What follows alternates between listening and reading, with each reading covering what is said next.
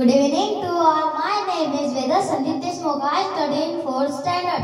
ती धार धार तलवार होती, ती धार धार तलवार होती, ती स्त्री शिक्षणाचा अंगार होती, ती प्रेरणा होती, ती स्फूर्ती होती, ती प्रेरणा होती, ती स्फूर्ती होती, ती विद्येचा अलंकार होती, ती एक अशी स्त्री होती की समाजाच्या भीतीने कधी डगमगणारी नव्हती, ती लढत होती, ती जगत होती, ती लढत होती, ती जगत होती, जगण्यासोबतच ती जगवत होती.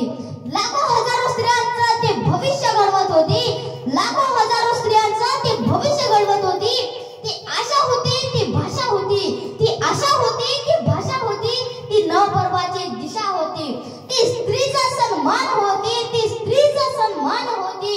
अहो ती सावित्रीच होती, अहो ती सावित्रीच होती. स्त्री शिक्षणाचा वसा घेऊन समाजासाठी आणि स्त्रियांसाठी आदर्श ठरलेल्या सावित्रीबाई फुले यांची आज जयंती.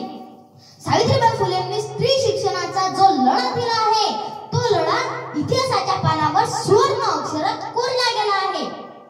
सावित्रीबाई फुले यांचा जन्म 3 जानेवारी 1831 रोजी सातारा जिल्ह्यातील नायगाव इथे झाला. त्यांच्या वडिलांचे नाव खंडोजी नेवसे पाटील असे होते. त्यांच्या आईचे नाव लक्ष्मीबाई असे होते. सावित्रीबाई फुले यांचा विवाह वयाच्या अवघ्या 9व्या वर्षी महात्मा ज्योतिराव फुले यांच्याशी झाला. त्यावेळी त्या निरक्षर होत्या, परंतु त्यांना शिकण्याची खूप आवड होती. परंतु त्या काळी चूल आणि मूल एवढी स्त्रियांची सीमा असं मानणाऱ्या समाजाला हे मान्य नव्हतं.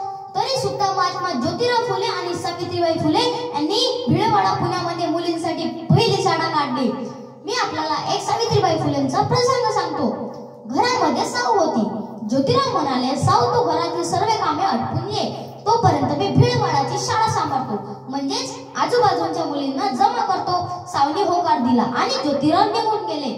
साऊ घरातील सर्व कामे आटपून घरातील 4-2 पावलं टाकताच गल्लीतील काही टवाळकी पोरं रस्त्यात आडवी झाली आणि सावित्रीबाईंना शिव्या द्यायला लागली. त्यांनी त्यांच्याकडे दुर्लक्ष केलं आणि झपझप पावलं टाकत भिडेवाडाच्या दिशेने चालू लागल्या.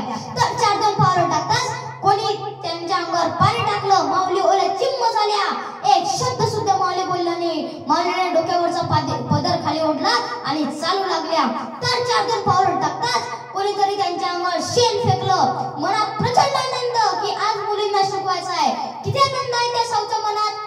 तर 4-2 पावलं टाकताच कोणीतरी एक दगड भरकन फेकून मारला. तो दगड माईच्या कानाला लागला. कानातून रक्त व्हायला लागलं. एक शब्द सुद्धा माऊली बोलला नाही.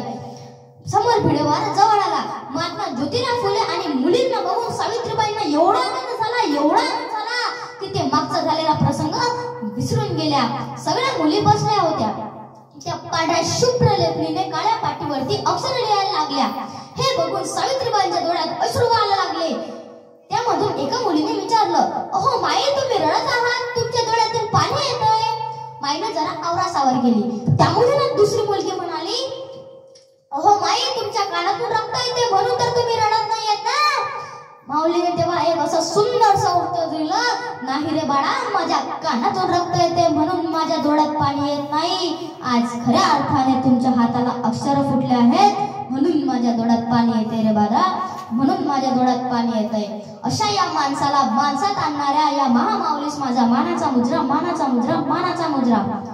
थोर तुमचे कर्म सावित्री, उपकार कधी न फिटणार. थोर तुमचे कर्म सावित्री, उपकार कधी न फिटणार. चंद्र सूर्य असेपर्यंत नाव तुमचे कधी न मिटणार. चंद्र सूर्य असेपर्यंत नाव तुमचे कधी न मिटणार. धन्यवाद. जय ज्योती, जय क्रांती.